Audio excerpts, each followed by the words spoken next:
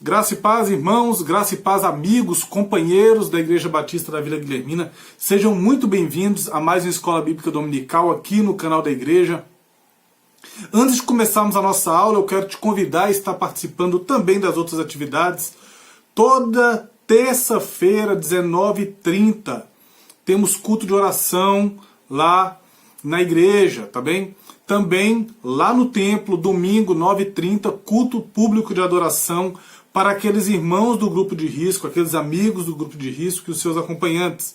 Às 19h30, temos também culto público, nos mesmos moldes do da manhã, porém este para aquelas pessoas que não fazem parte do grupo de risco. Eu te convido a estar conosco, tá bem? Mas cumprindo todas as determinações dos órgãos de saúde e os decretos da prefeitura, nós temos um limite de capacidade, um número limitado de pessoas que podem estar no templo. Então eu te peço, se você quiser estar conosco, deixa o seu nome aqui nos comentários do vídeo, ou na nossa página do Facebook, ou até mesmo no grupo da igreja do WhatsApp, se você tiver o contato, tá bem? Então fique à vontade para estar conosco, para estar participando desses momentos de adoração conosco enquanto igreja.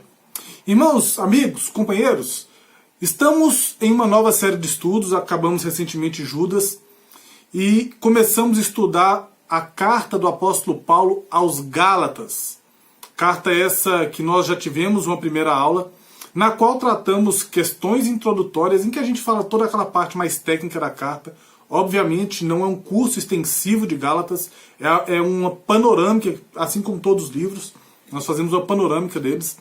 Então você tem ali as questões introdutórias, depois você tem, a gente trabalha um pouquinho ali, destrincha um pouquinho a saudação da carta, e por fim apresentamos o problema.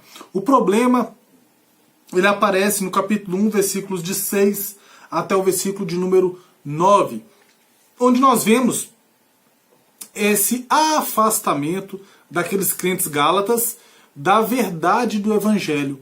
Eles estão substituindo a salvação pela graça somente em Jesus, o Evangelho, que traz somente isso, por uma outra pregação de grupos judaizantes que exigem deles circuncisão e guarda de outras práticas além da fé em Cristo para a salvação.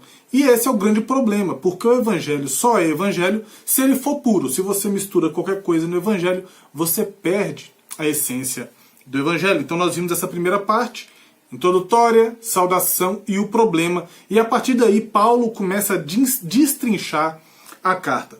Como nós já vimos anteriormente, a carta possui 3 propósitos principais.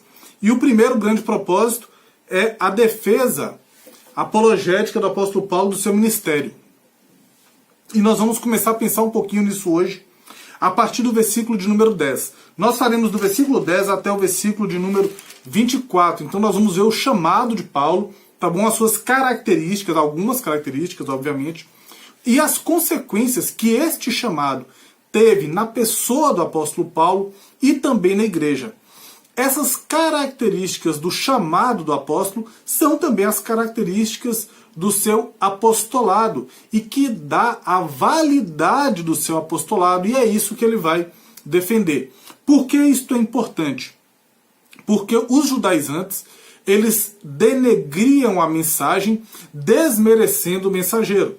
Então eles falavam que o apóstolo Paulo era um pregador de um evangelho fraco, um evangelho frágil, um evangelho fácil, que não exigia nada mais além da fé, mas que um evangelho consistente seria, na visão dos judaizantes, um evangelho em que você tinha que crer, mas também você deveria se circuncidar, guardar alguns dias, guardar algumas festas, guardar algumas datas, tudo aquilo que a gente viu no livro de Gálatas, e a gente vê no livro de Gálatas, se você ler a carta como um todo.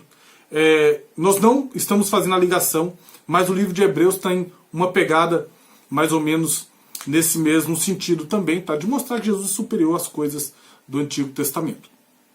Antes de começarmos, antes de lermos Gálatas de 10 a 24, e antes de entrarmos nas características do chamamento, ou do apostolado paulino, e nas suas consequências na vida dele, na vida da igreja, eu te convido a fechar os seus olhos, vamos orar, vamos falar com Deus, depois nós iremos ler o texto e vamos trabalhando através dele, como eu já disse, de uma forma panorâmica. Não é um curso intensivo de Gálatas, mas é uma panorâmica do livro para que você possa ter um conhecimento cada vez mais profundo da palavra de Deus e te incentivar a estudar não apenas a carta de Gálatas, mas toda a Sagrada Escritura. Feche seus olhos, baixe sua cabeça, vamos falar com Deus. Pai bendito, graças te damos, Senhor, te agradecemos, ó Pai, por esse momento, essa oportunidade, Senhor, que o Senhor nos dá para podermos meditar em trechos da Sagrada Escritura, para que possamos estudar a Tua Santa Palavra. Ó Pai, que o Senhor possa falar conosco, trazer aos nossos corações o entendimento pleno da Tua Palavra, entendimento do que o texto quer nos trazer, aplicações para as nossas vidas práticas e nos aprofunda, ó Pai, em conhecimento da Sagrada Escritura. Toma os nossos corações e conduz o nosso viver mediante a ação iluminadora do Teu Santo Espírito. É o que te pedimos e agradecemos, no nome santo de Jesus. Amém, amém e graças a Deus. Vamos lá, irmãos! Gálatas, capítulo 1, versículo 10 a 24, a segunda parte, o segundo bloco do capítulo 1. Como eu já disse na aula anterior, nós vamos tentar fazer Gálatas, 6 capítulos em 12 aulas. Vamos lá. Porventura, procuro eu agora o favor de homens ou de Deus? Ou procuro agradar a homens? Se agradasse ainda a homens, não seria servo de Cristo. Faço-vos, porém, saber, irmãos, que o evangelho por mim anunciado não é segundo o homem, porque eu não o recebi, nem o aprendi de homem algum, mas mediante revelação de Jesus Cristo. Porque ouviste qual foi o meu proceder outrora no judaísmo, como sobremaneira perseguia eu a igreja de Deus e a devastava. E na minha nação, quanto ao judaísmo, avantajava-me a muitos da minha idade, sendo extremamente zeloso das tradições de meus pais. Quando, porém, ao que me separou antes de eu nascer e me chamou pela sua graça, aprouve revelar seu Filho em mim, para que eu o pregasse entre os gentios, sem detença não consultei carne e sangue, nem subi a Jerusalém para os que já eram apóstolos antes de mim, mas parti para as regiões da Arábia e voltei outra vez para Damasco. Decorridos 3 anos, então subi a Jerusalém para avistar-me com Cefas e permaneci com ele 15 dias. E não vi outro dos apóstolos senão Tiago, irmão do Senhor. Ora, acerca do que vos escrevo, eis que diante de Deus testifico que não minto. Depois fui para as regiões da Síria e da Cilícia, e não era conhecido de vista das igrejas da Judéia, que estavam em Cristo. Ouviam somente dizer: aquele que antes nos perseguia, agora prega a fé que outrora procurava destruir, e glorificavam a Deus a meu respeito. Vamos lá, irmãos! As características do chamado paulino. Nós vamos dividir o texto em blocos, tá? O primeiro bloco vai do capítulo 1, versículo 10 até o versículo 14. 10 a 14, veremos as características desse chamamento paulino, as características do chamado dele, as características do seu apostolado. Vamos lá. Versículo de número 10. Porventura, procuro eu agora o favor dos homens ou de Deus? Ou procuro agradar a homens? Se agradasse ainda a homens, não seria servo de Cristo. Essa tem sido uma das grandes dificuldades de todos os pregadores na atualidade. De todos os pastores, de todos os professores bíblicos. Que é tentar agradar as pessoas. Pregar para agradar as pessoas. Ter um ministério para agradar as pessoas. O apóstolo Paulo mostra que o seu foco não está em agradar as pessoas. O foco do ministério, e essa é a primeira característica do ministério do apóstolo Paulo, é que o foco do seu ministério é agradar a Deus. Tá bem? O foco do seu chamado. Paulo trata sobre o foco do seu chamado. O foco do meu chamado é agradar a Deus. Ele deixa isso claro também em 1 Tessalonicenses, capítulo 2, versículo de número 4. Diz assim a palavra: pelo contrário, visto que fomos aprovados por Deus a ponto de nos confiar Ele o Evangelho, assim falamos, não para que agrademos a homem, e sim a Deus, que prova o nosso coração. Sabe por que isso é importante, irmãos? Porque quando você quer agradar os homens é muito fácil. Você prega o que eles querem ouvir. Você usa a linguagem que eles querem ouvir. Você coloca uma estrutura de culto conforme as pessoas querem receber ou querem estar inseridas. Você faz tudo de tal forma que agrade as pessoas. E isso é tudo muito visível, isso é muito audível, isso é muito perceptível através dos sentidos. Mas o texto de Tessalonicenses diz que Deus prova o coração. Quando o foco do nosso ministério é o foco do apostolado do apóstolo Paulo, é o foco do ministério dele e é o foco da vida dele, quando esse também é o nosso foco, o foco não é agradar as pessoas, é agradar a Deus. E esse ensino do apóstolo Paulo, essa posição, comunica muito bem com também a posição dos outros apóstolos. Atos 5, 29. Atos dos Apóstolos, capítulo de número 5, versículo de número 29, diz assim: Então Pedro e os demais apóstolos afirmaram: Antes importa obedecer a Deus do que aos homens. Por que isso é importante? Uma das grandes acusações que havia contra o apóstolo Paulo por parte dos judaizantes era de que ele estava rompido com os apóstolos e pregando um evangelho diferente do evangelho dos apóstolos. Tá bem? Então, essa era uma grande acusação que havia sobre ele. Como eu já disse, eles denegriam a imagem, difamando ou destruindo a fama do pregador. Tá? A ideia não é ser inimigo dos homens, mas Paulo era acusado de pregar o evangelho fácil, como eu já disse, principalmente sem a circuncisão. Ele não fazia questão de agradar esses acusadores. Então ele fala: olha, eu não faço questão nenhuma que esses acusadores gostem de mim. Se eles esperam que eu vou pregar um evangelho com circuncisão, com guarda da lei, com guarda dos mandamentos, estatutos, né, datas, cerimoniais da lei, eles estão muito enganados. Eu não farei isto.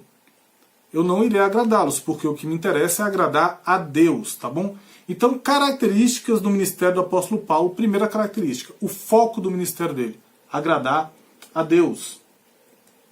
Segunda característica do chamado, ou do ministério apostólico do apóstolo Paulo, que dá validade a esse ministério. Versículo 11. Faço-vos, porém, saber, irmãos, que o evangelho por mim anunciado não é segundo homem. Não é segundo homem. Ele mostra que a mensagem é divina, a mensagem não é terrena. Versículo de número 12. Porque eu não recebi nem o aprendi de homem algum, mas mediante revelação de Jesus Cristo. Ele mostra que a mensagem não encaixa no padrão religioso que os judaizantes querem. Irmãos, e esses judaizantes estão ganhando força na igreja. Esse é um dos motivos de estar estudando essa carta de Gálatas. Inclusive, um dos irmãos da nossa igreja, ao justificar por que votou em Gálatas como a carta preferida para estudar, ele fala justamente a questão do crescimento deste movimento judaizante dentro das igrejas. Não apenas na construção estrutural de colocar uma arca da aliança na igreja, colocar um castiçal na igreja, colocar uma bandeira de Israel na igreja, vestir os pastores como sacerdotes do Antigo Testamento, tocar chofar na igreja. Não apenas essas coisas, mas também guarda de feriados, datas, tudo aquilo que era do Antigo Testamento e que hoje não tem mais validade. Tem validade enquanto princípio. Existe um princípio em todas aquelas coisas e tem validade como apontamento à pessoa de Cristo, mas não tem validade mais prática, principalmente para a igreja, que é composta por gentios e judeus convertidos a Cristo. Uma vez que se tornou convertido a Cristo, não há necessidade de guardar esses padrões religiosos dos judeus, porque tudo aquilo que estava na lei se cumpre em Cristo. Se eu tenho Cristo, que é o cumprimento da coisa, eu não tenho necessidade de guardar as sombras que apontavam para Cristo. Ah, Alberto, mas qual que é esse padrão religioso dos judaizantes? É o que falamos até agora, mas a Bíblia também nos mostra aqui em Gálatas. Capítulo 4, versículo 10, a gente tem um exemplo de coisas que os judaizantes gostariam que os cristãos guardassem, além da circuncisão, para a salvação. Olha que interessante. Guardais dias e meses e tempos e anos. Queriam que fizesse isso. Capítulo 5, versículo de número 11. Eu, porém, irmãos, se ainda prego a circuncisão, por que continuo sendo perseguido? Logo está desfeito o escândalo da cruz. Ou seja, eles queriam que continuasse sendo praticada a circuncisão. Você crê em Jesus, mas você tem que ser circuncidado para a salvação. Tá? O fato de falar que não é segundo homens aponta que os apóstolos não deram autoridade a Paulo. É interessante esse versículo 11 e 12, porque o apóstolo Paulo ele trabalha da seguinte forma. O meu evangelho não é segundo homens. Então eu não precisei de aprovação dos apóstolos para pregar o evangelho. Eles não me deram essa autoridade. Mais adiante, a gente vai ver isso lá no capítulo 2, eles confirmam essa autoridade. Eles escutam o evangelho de Paulo e estendem a ele a destra da comunhão. Mas eles não avalizaram, realmente, Paulo, essa mensagem sua aí, nós estamos te dando autoridade para pregar. Eles não fizeram isso. Eles ouvem e aí realmente, ok, Paulo, é isso aí mesmo. O que você está pregando está de acordo com o ensino do nosso Senhor Jesus Cristo. Ou seja, eles confirmam a autoridade que Cristo já havia dado a Paulo. Isso é muito parecido, obviamente, irmãos, obviamente, com muitos obviamente, muito parecido com o que acontece quando uma igreja local reconhece o ministério pastoral na vida de um homem. Tem ali um rapaz, um jovem, que está no processo de ordenação ao ministério pastoral. O primeiro passo é a igreja olhar para aquele homem e falar, poxa, realmente esse homem ele tem uma capacidade de pregar, ele tem uma capacidade de ensinar, ele governa bem a própria casa, ele não é neófito na fé, ele não é espancador, ele é hospitaleiro, ele não é dado ao vinho. Todas aquelas características que estão lá em 1 Timóteo capítulo 3, a partir do versículo 1, todas aquelas características, a igreja olha e puxa vida. Ele tem todas, ou já bem desenvolvidas, ou em desenvolvimento. E o que diferencia a primeira parte do capítulo 3 da segunda é a capacidade de ensinar, né, apto ao ensino. Então ele tem as mesmas características de um diácono, mas ele é apto ao ensino, e ele tem um chamado interno. Né, o texto começa, se alguém almeja episcopado, excelente obra almeja, 1 Timóteo capítulo 3, versículo 1. Então, eles trabalham, a igreja olha para esse homem e reconhece esse chamado. Só que a igreja não está dando essa autoridade. Essa autoridade já vem de Cristo. Cristo separa antes. Um exemplo, Atos 13, de 1 a 3. Uma coisa que acontece bastante com a carta de Gálatas é que ela comunica bastante com o livro de Atos, tá bom? Atos 13, de 1 a 3 diz assim: havia na igreja de Antioquia profetas e mestres. Barnabé, Simeão, por sobrenome Níger, Lúcio de Cirene, Manaém, Colasso de Herodes, o tetrarca, e Saulo. Versículo 2.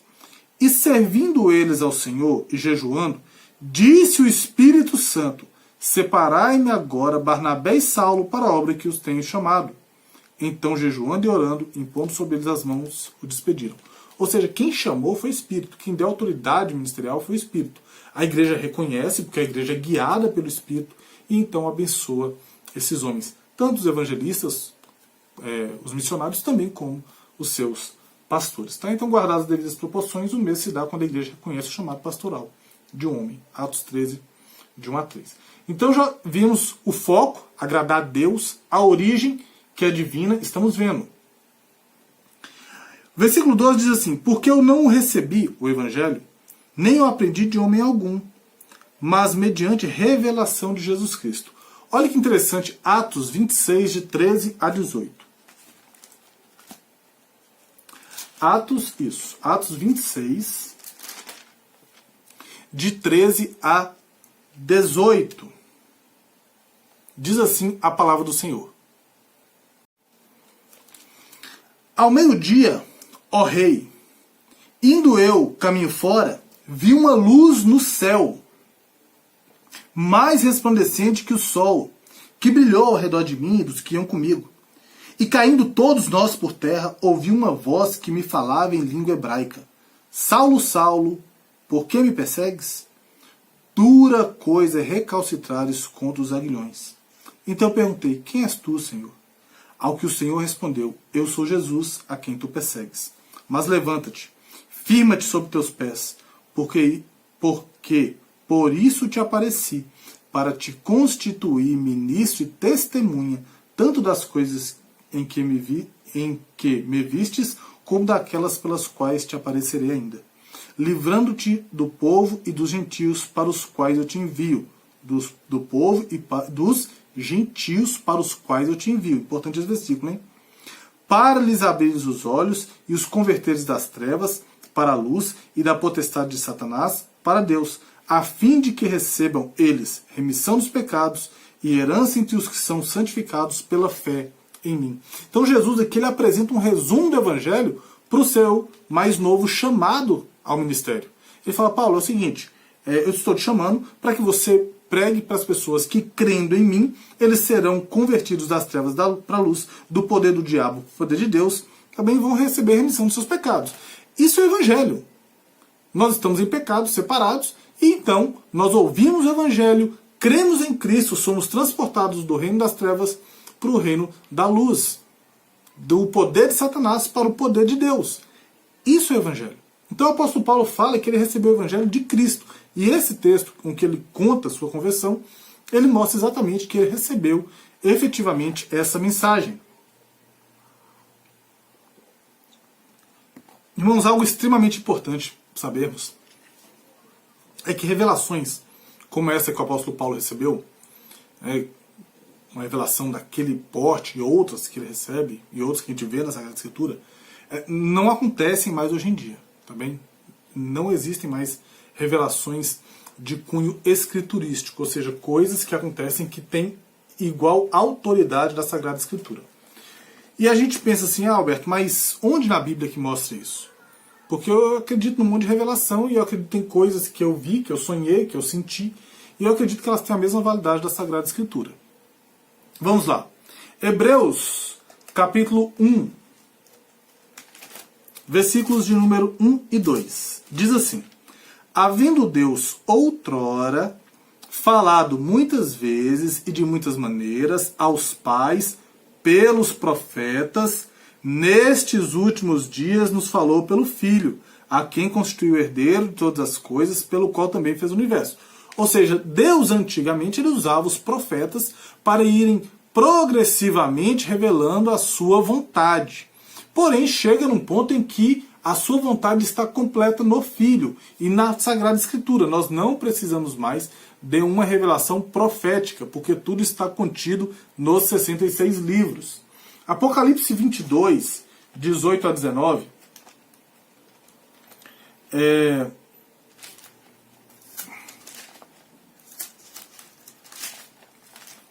diz assim,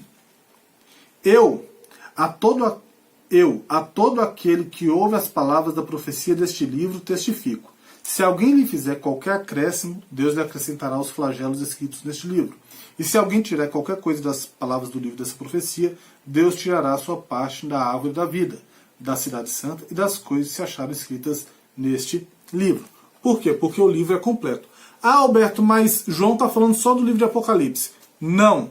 Porque quando você chega no final do Pentateuco, Gênesis, Êxodo, Levítico, Número, Deuteronômio, quando você chega no final, Moisés dá esse mesmo tipo de advertência, que não se pode mexer em nada daquele livro, porque eles entendiam que os 5 livros compunham uma obra única. Obviamente, cada um é um livro, porém compondo um único tomo, igual a gente tem a Bíblia. São 66 livros, mas compõem um único livro. E Deus, na sua infinita sabedoria, sabia que Apocalipse era o último livro, então ele fecha todo o escopo escriturístico com o livro de Apocalipse, falando, não se coloca mais nada e não se tira mais nada, é isso que eu tenho para revelar à humanidade. E 2 Timóteo, capítulo 3, versículo de número 16 e 17. Texto muito importante, tá bem? Para a questão de inspiração da Escritura. Toda a Escritura é inspirada por Deus, útil para o ensino, para a repreensão, para a correção, para a educação na justiça. Então a Bíblia, toda a Escritura, tá bem? Ela é útil para essas coisas, ensinar, repreender, corrigir, educar, com o propósito ou a fim de que o homem de Deus seja perfeito e perfeitamente habilitado para toda boa obra. Se houvesse necessidade de mais revelação, então só a Escritura não seria suficiente para nos habilitar para toda boa obra. E somente aqueles que recebessem essas revelações extras estariam nessa habilitação. Por isso que esse tipo de revelação que o apóstolo Paulo recebe em Atos 26, de 13 a 18, ela não acontece mais, porque tudo que precisava ser revelado a mim e a você está revelado nos 66 livros, tá bem? É importante isso? É. E existem dois termos teológicos que eu queria trabalhar com a igreja hoje. O primeiro termo é inspiração. Toda escritura é inspirada. O que quer dizer isso? Quer dizer que Deus capacitou homens para escreverem no original um texto, uma mensagem sem erros, sem falhas e que não nos conduz ao erro. Então Deus usou homens inspirados para escrever isso. Cada palavra da Sagrada Escritura foi inspirada pelo próprio Deus. Sopraram naqueles homens e eles escreveram tudo. Esses homens não entraram em transe, eles estavam em pleno controle, em plena consciência das suas faculdades mentais, tá bom? Tá bem? Isso é inspiração. Acontece mais? Não, não acontece. Não existe mais inspiração porque a Sagrada Escritura está fechada. Outro terminho importante é iluminação, tá bem? Iluminação. O que é iluminação? Quando um pregador, um professor da Escritura, um missionário, alguém que vai comunicar a Sagrada Escritura, ele é iluminado pelo Espírito para que possa compreender, tá bem? Tudo aquilo que se encontra escrito no texto sagrado. Um dos textos que tratam sobre inspiração, eu não vou ler aqui hoje porque senão nós vamos acabar perdendo o tempo para a nossa aula de Gálatas. Um desses textos se encontra em 1 Coríntios capítulo 2, versículos de 11 a 15, que mostra que as coisas do Espírito são discernidas pelo Espírito, é ele que nos ilumina para que possamos entender. Também então inspiração não existe mais, que é Deus dando mensagem para que o homem escreva, e iluminação existe hoje, que é o Espírito Santo nos capacitando a entender e comunicar aquilo que já foi divinamente inspirado e revelado. Tá bem? Então Paulo mostra a origem, está mostrando a origem, foco agradar a Deus, origem do apostolado, do chamado, origem divina, não foi homens que o chamaram, foi Deus que os chamou. E aí ele começa a mostrar o poder do seu chamado. Versículo 13. Porque ouvistes qual foi o meu proceder outrora no judaísmo, como sobremaneira perseguia eu a igreja e a devastava. Então, o foco, agradar a Deus, a origem divina e o poder, um poder transformador. Olha que interessante, um poder que vence o ódio, um chamado que vence o ódio. Atos 7, versículo 54 e até Atos 8, versículo de número 1. Ouvindo eles isto, enfureciam-se no seu coração e rilhavam os dentes contra ele, contra Estevão, tá, irmãos? Mas Estevão, cheio do Espírito Santo, fitou os olhos no céu e viu a glória de Deus e Jesus, que estava à sua direita, e disse: Eis que vejo os céus abertos e o Filho do Homem em pé à destra de Deus. Eles, porém, clamando em alta voz, taparam os ouvidos e unânimes arremeteram contra ele, e lançando-o fora da cidade o apedrejaram. As testemunhas deixaram suas vestes aos pés de um jovem chamado Saulo, e apedrejavam Estevão, que invocava e dizia: Senhor, Senhor Jesus, recebe meu espírito. Então, ajoelhando-se, clamou em alta voz: Senhor, não nos imputes este pecado. E com estas palavras adormeceu. Capítulo 8, versículo 1, diz assim a parte A: E Saulo consentia na sua morte. Estevão estava sendo apedrejado e Saulo, cheio disso, cheio desse sentimento ruim, sentimento religioso, odioso, estava ali consentindo. Atos capítulo 9, versículos 1 e 2 diz assim: Saulo, respirando ainda ameaças e morte contra os discípulos do Senhor, dirigiu-se ao sumo sacerdote e lhe pediu cartas para as sinagogas de Damasco, a fim de que caso achasse alguns que eram do caminho com C maiúsculo, assim homens como mulheres, os levasse presos para Jerusalém. O caminho era o nome que as comunidades cristãs, né, os cristãos tinham na época, eram da seita do caminho. Tá? E aí Paulo vai atrás pedindo cartas, né, respirando ameaças e morte contra eles. O chamado, esse é o poder do evangelho. Primeiro foco, agradar a Deus. Origem divina. Terceiro, poder. O poder do seu chamado, o poder do chamado de Paulo. Um poder que vence o ódio. Versículo 14. E na minha nação, quanto ao judaísmo, avantajava-me a muitos da minha idade, sendo extremamente zeloso das tradições dos meus pais. É um chamado que vence as convicções religiosas. Olha que interessante. Atos, mais uma vez, capítulo 22, versículo 3. Paulo dizendo, né? Eu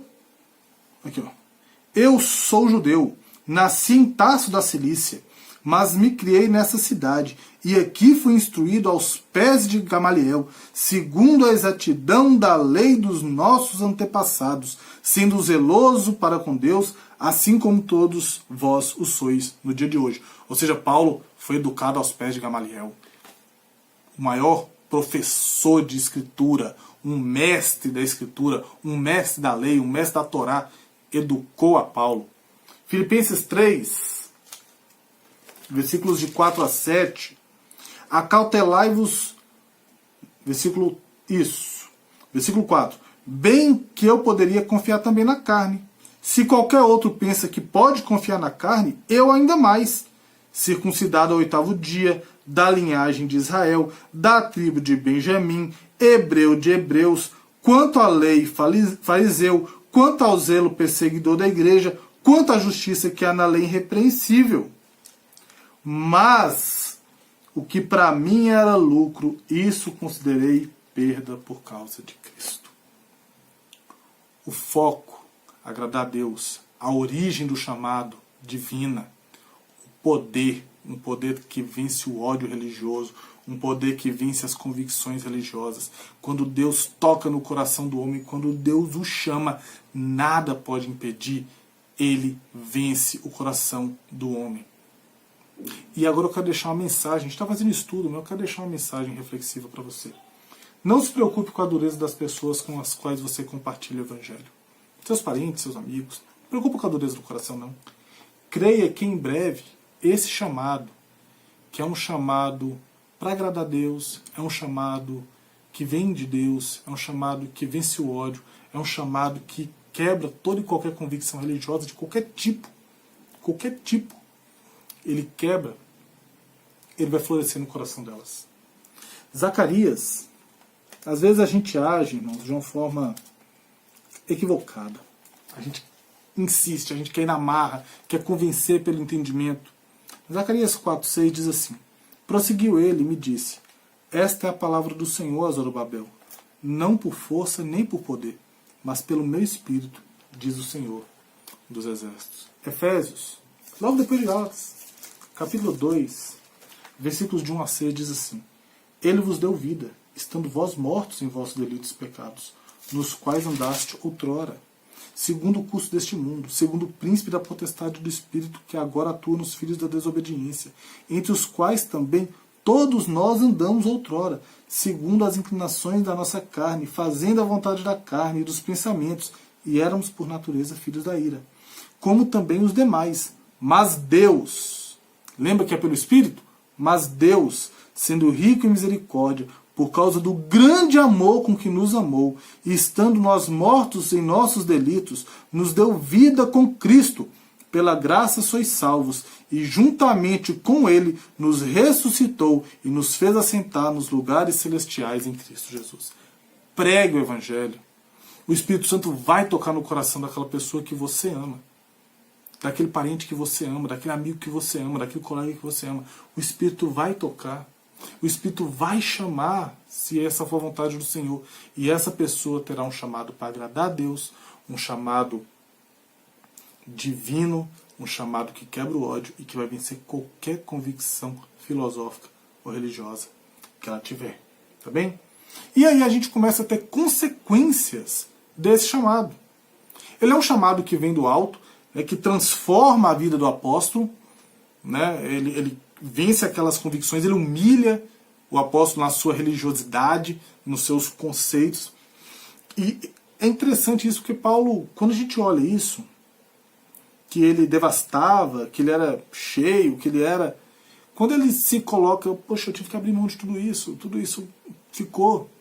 Ele está mostrando para aqueles judaizantes, falando, cara, vocês estão apegados num negócio aí que não vai ter efeito sobre a vida de vocês.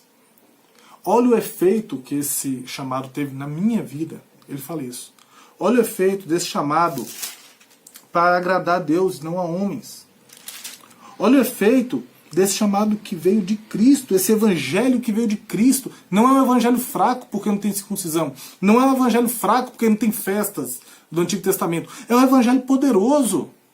Ele quebrou toda a minha religiosidade, ele quebrou tudo que eu tinha de mais poderoso. E ele muda a minha vida. E a gente começa a ver agora consequências. Versículos 15 a 17, na vida de Paulo.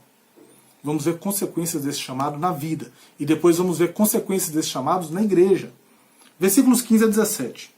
Quando, porém, ou seja, ele quebra aqui, irmãos, o texto parte. Porque o apóstolo Paulo fala o seguinte, olha, antes eu era assim, zeloso pelas tradições de meus pais. Quando, porém, ao que me separou antes de eu nascer e me chamou pela sua graça, aprouve revelar seu Filho em mim, para que eu o pregasse entre os gentios sem detença, não consultei carne ou sangue, nem subi a Jerusalém para os que já eram apóstolos antes de mim, mas parti para as regiões da Arábia e voltei outra vez para Damasco.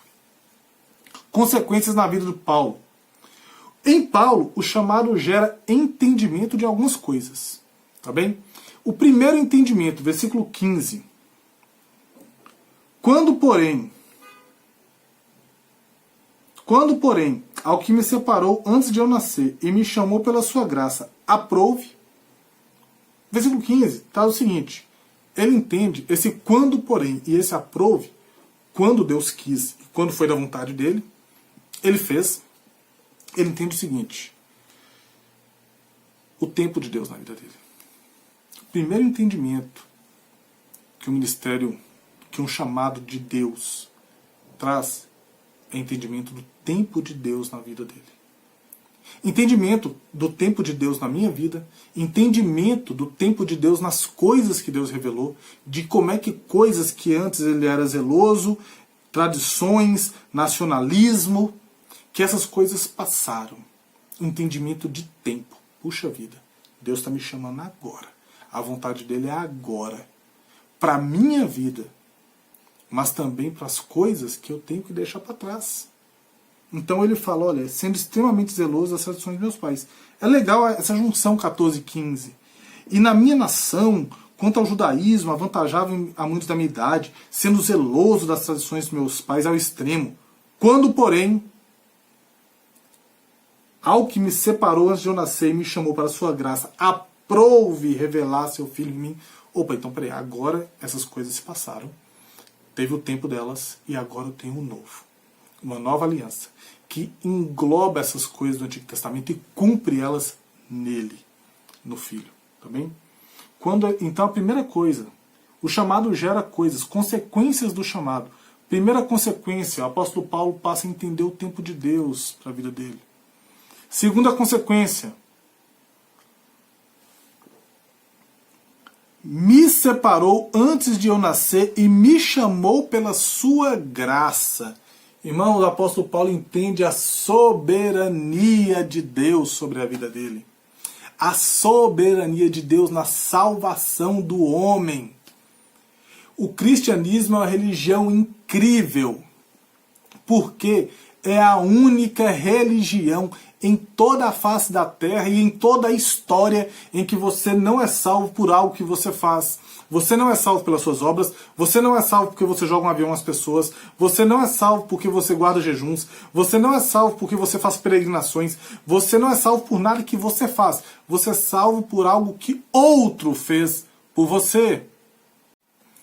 Então esta é a segunda consequência na vida do apóstolo.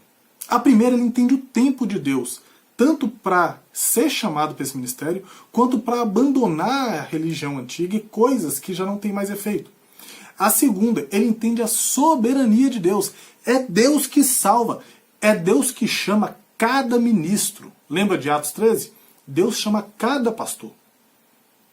Cada pastor é um chamado por Deus para aquele ministério. Mas também Deus chama cada crente individualmente. E eu queria ler alguns textos da Escritura com você. Jeremias 1,5.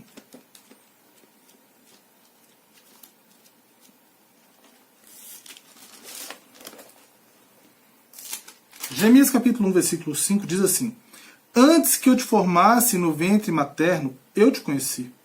Antes que saísses da madre, te consagrei, te constituí profeta às nações. Deus chama os seus ministros um a um. Esse texto, junto com Atos 13 e junto com esse texto de Gálatas, mostra isso. Outro texto. Só que não é só os ministros que são chamados de uma forma especial por Deus. Não. Cada crente é individualmente chamado para uma vida de salvação. Cada crente é escolhido e chamado por Deus para a salvação. Romanos 8, 28 a 30. Sabemos que todas as coisas cooperam para o bem daqueles que amam a Deus, daqueles que são chamados segundo o seu propósito. Porquanto, aos que de antemão conheceu, também os predestinou para serem conformes à imagem de seu Filho, a fim de que ele seja o primogênito entre muitos irmãos. E aos que predestinou, a esses também chamou, e aos que chamou, a esses também justificou, e aos que justificou, a estes também glorificou no futuro, porque Deus vive fora do tempo. Deus já nos vê lá, na glória.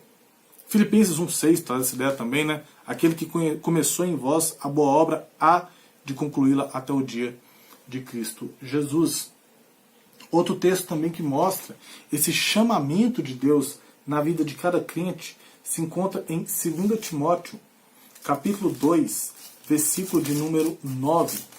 2 Timóteo, capítulo 1, versículo 9, tá, irmão? 2 Timóteo 1, 9. Diz assim a palavra do Senhor: que nos salvou e nos chamou com santa vocação, não segundo as nossas obras, mas conforme sua própria determinação e graça, que nos foi dada em Cristo Jesus, antes dos tempos eternos. Deus escolhe cada pastor na eternidade. Deus escolhe cada crente que ele irá salvar na eternidade. Deus escolhe. Se você teve encontro com Cristo, você foi escolhido na eternidade. Tá bem? E Atos 16, 14, em que a gente vê a conversão de Lídia. Né? Paulo está pregando, o Espírito Santo abre o coração de Lídia para atender aquilo que está sendo pregado. Tá bem? Então, a primeira coisa que Paulo entende é o tempo de Deus para ele. A segunda coisa que Paulo entende é a soberania de Deus no chamado, não só dele e dos outros ministros, mas na vida de cada crente. A gente está vendo as consequências daquele chamado, que é para agradar a Deus, que é de origem divina, que quebra o ódio e o orgulho religioso na vida de quem passa por esse chamado. O entendimento do tempo de Deus, o entendimento da soberania de Deus, gera entendimento do alvo, tá bem? Que do ministério. Paulo entende o alvo. Versículo 16 da parte A. Revelar seu filho em mim, para que eu pregasse entre os gentios. Paulo entende o alvo. Ok, ele me chamou, eu entendi o tempo dele na minha vida, o tempo é agora. Ele me chamou, eu entendo que ele me chamou, ele é soberano para fazer isso. Mas o alvo é os gentios. Irmãos, não existe ministério sem alvo. Tem uns irmãos que eles têm um ministério na igreja de oração, que é interceder pela vida das pessoas. Tem um alvo, sustentar em oração a igreja. Tem um ministério que é de ensino, tem um alvo que é fazer vocês crescerem. Tem um ministério que é de louvor, eu não gosto desse termo, ministério de louvor, porque ministério implica em ensinar qualquer coisa. Mas tem um ministério de louvor, vamos usar esse termo, que ele tem um objetivo, que é o quê? É conduzir a igreja em adoração. Cada um tem seu ministério. É por isso que tem aquela ideia, né? Você prega, você canta e eu prego, né? Tem essa distinção, acontece bastante em algumas igrejas. Então tem os ministérios têm um alvo. O ministério do apóstolo Paulo é um ministério evangelístico, com alvo os gentios. Vamos lá em Atos novamente. Atos capítulo 9, versículo de número 15. Diz assim: mas o Senhor lhe disse, vai, porque este é para mim, isso aqui é Jesus falando com Ananias, tá? Porque este é para mim um instrumento escolhido. Este quem? Paulo, tá? Este é para mim um instrumento escolhido para levar o meu nome perante os gentios e reis, bem como perante os filhos de Israel. Levar o meu nome lá nos gentios. Esse é o alvo. Esse é o alvo do chamado. Então Paulo, ao ter esse chamado, ele entende o tempo de Deus, ele entende a soberania de Deus, ele entende o alvo do seu chamado, e ele entende versículo 16, parte B, e o versículo 17. Sem detença não consultei carne e sangue, nem subi a Jerusalém para os que já eram apóstolos antes de mim, mas parti para as regiões da Arábia e voltei outra vez para Damasco. Ou seja, Paulo entende a urgência. Puxa vida, Deus me chamou, ok, esse é o tempo, ele me chamou agora, ok, Deus é soberano, ele me escolheu agora, beleza, o alvo é aquele, então eu vou obedecer agora. Paulo entende a urgência, ele entende o tempo de Deus na vida dele, ele entende a soberania de Deus, ele entende o alvo do seu chamado, ele entende a urgência do seu chamado, e ele parte. E quando a gente olha sem detença, partir, é um chamado que dá essa ideia de senso de urgência, né? Como a gente falou até agora, tempo, soberania, alvo, senso de urgência e gera obediência. É isso, vou obedecer, é isso que Deus quer na minha vida, eu vou fazer agora. O apóstolo Paulo sai para fazer aquilo para o qual foi chamado. É bem interessante esse texto, irmãos, porque ele não vai a Jerusalém. Então, por isso que ele fala várias vezes aqui, não consultou carne ou sangue, não é segundo homens. Porque Paulo, ele não vai pedir autorização para os discípulos. Ele vai já direto com o seu ministério. Ele prega durante 3 anos, a gente vai ver no versículo 18. Depois desses 3 anos, aí sim que ele vai ter uma conversa com os apóstolos. Isso é extremamente importante, tá bom? Isso é extremamente importante por causa que isso fortalece a ideia da divindade, né, da origem divina do chamado dele, tá bem? Então isso gera essas coisas. Paulo percebe o seu chamado, que o dá entendimento do tempo de Deus, da soberania de Deus, da urgência da obra, do alvo do seu ministério e gera uma pronta obediência. E agora a gente chega em consequência do chamado de Paulo na igreja. É a parte mais longa do texto, é a parte mais complexa, mas é a parte que nós vamos fazer em menor tempo. Por quê? Porque tem muita geografia bíblica aqui. E eu não gostava de geografia bíblica no seminário e eu não vou ficar me aprofundando nisso porque eu acho que não gera aquilo que é necessário na igreja, que é um estudo que muda a forma de viver. Tá? Tem que ser, como o tema do seminário era conhecimento que transforma, né? Então essa tem que ser a ideia. E muitas vezes geografia bíblica é inspirada por Deus, está na palavra de Deus, tá, irmãos? É a palavra de Deus para nós. Mas muitas vezes exige um estudo mais aprofundado, que não é o caso aqui. Para a igreja, o chamado de Paulo gerou ou proporcionou algumas coisas bem interessantes. Versículos 1, capítulo 1, versículo 18. Decorrido 3 anos. É interessante isso, porque Paulo ele recebe o seu chamado, vai, cumpre durante 3 anos, ele é preparado durante 3 anos. Né? Igual os outros apóstolos. Os outros apóstolos foram preparados durante 3 anos andando com Cristo. Paulo foi preparado durante 3 anos. Ou seja, os 3 anos de Paulo são iguais aos 3 anos de preparação dos discípulos. E esse chamado proporciona à igreja, ou dá para a igreja, um líder preparado em Jesus. Irmãos, o líder da igreja, um bom pastor, um bom pregador, um bom mestre, uma pessoa piedosa, ela tem que ser preparada por Jesus. Tá bem? Versículo 1, capítulo 18. Pedro. Então a primeira coisa que esse chamado em Paulo proporcionou para a igreja. 1, um líder preparado em Cristo. Ficou 3 anos em preparação. 2, um líder corajoso. Olha aí. Subi a Jerusalém para avistar-me com Cefas, que é Pedro, tá, irmãos? E permaneci com ele 15 dias.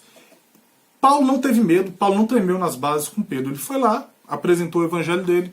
Essa palavrinha avistar-me, no grego, ela dá a ideia de visitar para inquirir algo. Então, Paulo ele vai lá, conversa com Pedro, frente a frente, mostra o que ele estava pregando, aprende de Pedro o que Pedro pregou, compara as mensagens, vê a fidelidade do seu chamado. Ele não tem medo de chegar diante de Pedro e fala isso, né? Ele passa tempo suficiente para avaliar e ser avaliado por Pedro, que são 15 dias. Outra coisa, dê um líder preparado, dê um líder corajoso, dê um líder sincero, versículos 19 e 20. E não vi outro dos apóstolos, senão Tiago, irmão do Senhor. Ora, acerca do que vos escrevo, eis que diante de Deus testifico que não minto. Isso é muito legal. Paulo poderia ter, como muitos, ninguém foi com ele, por exemplo, né, ou foi um irmão, que ele poderia, cara, é o seguinte, nós vimos Pedro, nós vimos João, Tiago não, porque Tiago já era falecido, tá? Nós vimos Pedro, nós vimos João, ó, entendeu? Nós vimos outros apóstolos. Ele poderia ter usado isso para rebater os judaizantes. Ele falou, cara, vocês estão falando bobagem, eu estive com todos os apóstolos, desde o começo do meu ministério. Eu sou o cara. Tá? Ele não faz isso. Ele fala a verdade. A igreja precisa desse tipo de líder. Esse líder é o líder chamado. É o líder sincero, é o líder treinado em Cristo, é o líder que não é medroso, tá bom? Essa sinceridade, Paulo contrapõe os judaizantes, que falavam dele como um pregador de evangelho fraco. Né? E eles que estão mentindo, eles que são fracos, eles que mentem quando eles exigem algo mais do que o evangelho para a salvação. É interessante aqui, irmãos, porque o texto fala, né? Tiago, irmão do Senhor. Esse Tiago, irmão do Senhor, ele aparece lá em João 7,5 como alguém que não cria em Cristo. Ele vai aparecer em 1 Coríntios 15,7 como alguém que já crê em Jesus. Muito provavelmente creu depois de ver Cristo ressurreto. E é o Tiago, autor da carta. Ele não é o Tiago, aquele do barquinho da canção. Pedro, Tiago, João no barquinho. Não é aquele Tiago. Aquele Tiago, que é o apóstolo, ele foi morto lá em Atos capítulo 12, versículo 2, na grande perseguição contra a igreja. Tá bem? Então não é ele. Aqui tem um monte de geografia bíblica. Tá bem? Versículo 22. Não era conhecido de vista das igrejas da Judéia, que estavam em Cristo. Tá? Versículo 21. Depois fui para as regiões da Síria, da Cilícia, igrejas da Judéia. O que acontece aqui? Paulo se converte em Damasco, eu fiz um cronograminha aqui, tá? Paulo ele se converte em Damasco e aí ele parte para a Arábia, tá? A Arábia era um império que disputava junto com Roma aquela região de Damasco, da cidade. Tá? Então ele parte para a Arábia, estava juntinho ali, tá? Depois ele retorna para Damasco, aí sim ele viaja para Jerusalém, depois de 3 anos. Então ele converte, vai para a Arábia, volta para Damasco, aí vai para Jerusalém. Tá? A primeira viagem dele como convertido. E depois ele vai para Tarso, que depois da viagem a Jerusalém, ele vai para Tarso, na Cilícia Oriental, que é uma região administrada pela Síria. Tá? Por isso que ele fala aqui, depois fui para as regiões da Síria e da Cilícia. Porque a Cilícia Oriental, era administrada pela Síria. Então era juntinho ali e ele vai para aquela região. Tá bem? Versículo 22, então, nos deixa claro o seguinte. Olha o versículo 22. Não era conhecido de vista das igrejas da Judéia, que estavam em Cristo. Reconhece que as igrejas estavam em Cristo. Né? Paulo não era conhecido das igrejas da Judéia. Isto mostra que ele partiu logo aos gentios e não se preocupou em ter a aprovação dos apóstolos para dar início ao ministério dele. Tá bom? Quando Paulo vai estar com ele já está pregando. Também a gente vai ver isso a partir do capítulo 2 na semana que vem. Então, um adendo geográfico que eu fiz, está no versículo 17 e no versículo 21 também. O versículo 17 mostra essa questão geográfica também, né? Arábia, Damasco, não foi para Jerusalém, por aí vai. Então o chamado proporcionou um líder preparado em Jesus, um líder corajoso, um líder sincero e proporcionou 2 oportunidades muito legais. Versículo 23 e 24, algo fantástico. Né? Esse chamado de Paulo, essa conversão de Paulo, é o impacto que uma salvação tem. Olha que interessante. Ouviam só. Então vamos lá. E não era conhecido de vista das igrejas da Judéia, ou seja, ele ainda não tinha ido para lá, tá bom? Que estavam em Cristo. As igrejas estavam em Cristo, eram igrejas de Jesus. Essas igrejas de Jesus, cuidadas por Jesus, amadas por Jesus, protegidas por Jesus, essas igrejas ouviam somente dizer: aquele que antes nos perseguia, agora prega a fé que outrora procurava destruir. Irmãos, o chamado de Paulo na vida dele teve várias consequências que a gente viu, né? Entendimento de tempo, soberania, urgência, tudo aquilo que a gente já viu. Na vida das igrejas proporcionou um líder fantástico. Mas olha que interessante, um poderoso testemunho da ação transformadora do Evangelho. Aquele que antes nos perseguia, agora prega a fé que outrora procurava destruir. O apóstolo Paulo fala isso para defender o ministério dele. As igrejas falavam isso de mim. Eu era um traste. Eu queria matar as pessoas. Mas agora eles ouvem falar que eu os perseguia. E agora eu estou com eles. Eu estou pregando a fé que eu procurava destruir. Era isso aqui para a igreja. Poderosíssimo testemunho de salvação. Para uma igreja perseguida, para a igreja que estava sofrendo com, vocês têm que circuncidar, vocês têm que fazer isso. Eles olhavam e falavam assim, puxa vida, olha, o Evangelho tem poder para transformar. Transformou o nosso pior inimigo. Vai transformar todo mundo. Vai transformar todo aquele que ouvir e crer. Outra coisa que a conversão de Paulo proporcionou à igreja, e glorificavam a Deus a meu respeito. Uma valiosa oportunidade de glorificar a Deus pela salvação. Poderoso testemunho da ação transformadora. Realmente o Evangelho transforma, muda, pega o que era perseguidor e torna perseguido, pega o que era perseguidor e torna pregador do Evangelho. E uma valiosa oportunidade para glorificar a Deus. Olha, esse cara mudou, louvado seja Deus. Esse cara mudou, louvado seja não o pregador, louvado seja não os ritos da lei, louvado seja não a circuncisão, louvado seja nada disso, louvado seja o Senhor que transformou essa vida. E aí a gente caminha para o final da nossa aula de hoje. Tá bem, irmãos? Vimos então aí características do chamado do apóstolo Paulo, tá bom? Capítulo 1, versículo de 10 a 14. É com foco em agradar a Deus, com origem divina, tá bem? E com um poder para vencer o ódio e para quebrar toda e qualquer convicção religiosa. Teve consequências na vida dele. Entendimento do tempo de Deus para a vida, para abandonar as velhas práticas religiosas. Teve a consequência de entender a soberania de Deus na salvação. Teve a consequência de entender o alvo do chamado.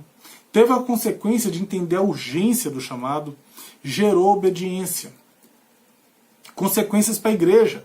Deu um líder preparado em Jesus, 3 anos, igual qualquer outro apóstolo, tá? Daqueles lá que são os apóstolos verdadeiros. Deu um líder corajoso que foi lá e conversou com Pedro. A gente vai ver na frente também que não tem problema nenhum em reprimir Pedro quando está errado, repreender. Tá? Deu um líder sincero, que não mente, que não precisa se fazer crescer diante da igreja. Tá? Não precisa falar que é amigo de ninguém, não precisa inventar testemunho. Fala a verdade com a igreja. Deu uma excelente oportunidade de glorificar a Deus vendo um testemunho poderoso da transformação que o Evangelho é capaz de proporcionar. Acabamos! Gálatas capítulo 1 já se foi. Acho que vamos conseguir bater a nossa meta de fazer Gálatas em 6 aulas. Tá bem, irmãos? Não estou correndo, estou caminhando naturalmente pelo texto, mas acredito que vai ser muito bom. Qualquer dúvida, irmãos, não entendeu, deu qualquer questionamento, coloca nos comentários. Se você tem meu WhatsApp, manda pergunta. Tá bem? Manda pelo Facebook da igreja, a gente vai responder com o maior carinho. Se não souber, vamos correr atrás para responder. Liga, tem meu telefone, liga, Alberto, não entendi isso. Nós vamos tentar responder, tá bem? Vamos orar para encerrar nossa aula? Vamos falar com Deus? Pai bendito, graças te damos. Muito obrigado, Senhor, por este momento maravilhoso de entendermos, Pai, a origem do chamado do apóstolo Paulo, Pai. O que esse chamado fez na vida dele e o que esse chamado fez na vida da igreja, que nós temos aqui apenas uma pequena amostra no livro de Gálatas, mas nós vemos o poder do teu chamado na vida desse homem em todo o livro de Atos dos Apóstolos. Nós vemos o quão poderosa foi a sua ação nesse chamado, nesse apostolado na vida de Paulo. Pai Santo, muito obrigado por essa manhã. Muito obrigado porque o Senhor tem nos ensinado. Perdoa, Pai, as deficiências desse professor, a que o Senhor conduza todas as coisas para que o teu povo tenha um melhor entendimento da tua palavra e que eles venham crescer. Cuida de cada coração, guarda cada mente. É o que te pedimos e agradecemos no nome santo de Jesus e com o perdão dos nossos pecados. Amém e amém. Deus te abençoe, Deus te guarde, te proteja. Que essa aula seja válida para você, que essa aula acrescente qualquer coisa que te aproxime mais de Jesus na sua vida. Esse é o nosso objetivo. Seja muito bem-vindo às nossas atividades, continue conosco. Curta, compartilha, comenta, dá o seu joinha aqui no vídeo, dá o seu dislike também se não gostou de alguma coisa. E que Deus te abençoe. Até o próximo encontro nosso aqui na Escola Bíblica Dominical, no canal da Igreja Batista da Vila Guilhermina. Tchau, tchau, pessoal!